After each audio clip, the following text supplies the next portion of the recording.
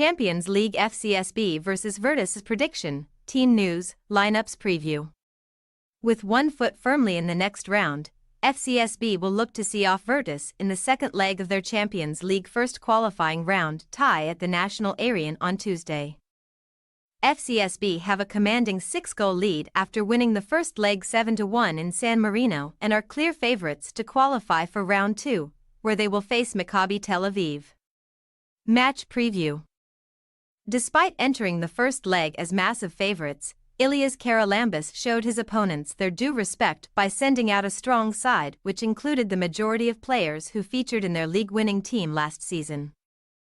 As a result, it was somewhat unsurprising to see FCSB dominate proceeding right from the off, with Darius Olaru giving his side the lead from the penalty spot inside the first 6 minutes of the game before doubling his tally 5 minutes later.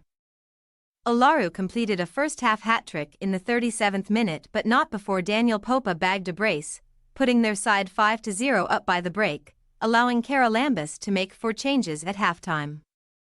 One of those changes included bringing on David Miculescu, who also took advantage of the weak opposing defense, and netted 2 goals in 3 minutes to all but guarantee the Red and Blues entry to the next round of qualifying. In what at times looked like a training session, FCSB maintained an incredible 80% possession and fired a total of 22 shots at goal compared to their opponents' 5, only one of which was on target.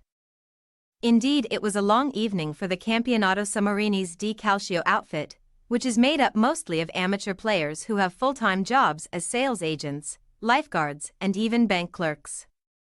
Among them, though, was 39-year-old Federico Piovacari, who played for FCSB in 2013-14 and was the last player to score a goal for the Romanian outfit in the Champions League group stage when the side drew 1-1 with Basel on November 6, 2013. However, it was not only Piovacari who had a moment of glory with a standing ovation, as Manuel Battistini also got his name up in lights by scoring arguably the biggest goal of his career in the dying moments of the match. Albeit that it was a mere consolation for the side. Unless we see one of the greatest comebacks of all time here, Virtus will move to the Conference League qualifiers after this, where they are expected to face Flora, who are 5 goals down heading into their second leg encounter with Celje. Team news. Nana Anchi, Joyce Kimdawa, David Miculescu and Baba El Hassan were all brought on at the break in the first leg, and Charalambous may consider giving them the nod from the start this week.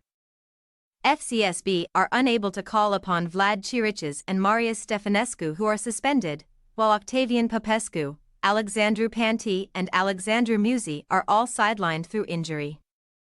Elia Chachi looked bright after coming off the bench for the San Marino champions last week and could be given a spot in the starting 11 this time around, potentially in place of Nicolo Vallocchia.